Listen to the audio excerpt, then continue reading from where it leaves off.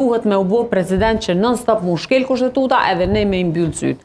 Unë personalisht mendoj që është mirë që të kemi një pjekuri politike, spari nga vetë lëvizja vetë vendosje, si parti e cila i ka fitu 51% dhe çdo respekt, ta votojnë edhe nën kryetarin dhe të vazhdojmë me respektimin e kushtetutës për para. Jo të kemi domethënë non-stop zvarritje, jo dërgoj e lanë në gjykatë kushtetuese, jo tash nuk e votun, jo u kriju qeveria pa e votuni nën kryetar, domethënë të pakicës sërbe, kështu që po shpresoj që do të kemi pjekuri, maturi dhe nuk do ta bllokojmë domethënë qysh në start krijimin e qeverisë.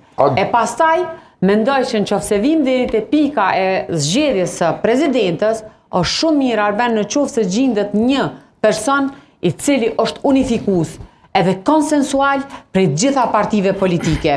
Ma mirë është me u zgjedh një person i cili natyrisht edhe ofron një përgatitje, një seriozitet, edhe një përfaqësim dinjitoz, i cili mundet me na abo si president apo presidente, ju vetëm dikush për hir të diçkajt që vetëm me u vendos aty, por me të vërtet me u pa idejnë në një mënyrë apo tjetrën. E kemi pa që Zoja Osmani, kjo është diçka që thojnë një e fshehur që e din të gjithë, i ka shërby ma tepër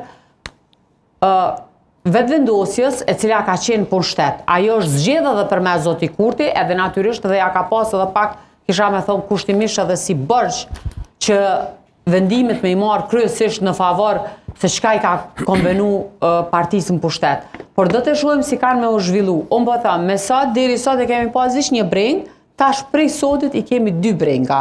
Me këtë vendim gjykatës kushtetuese. Mirë, zoti Zeqiri,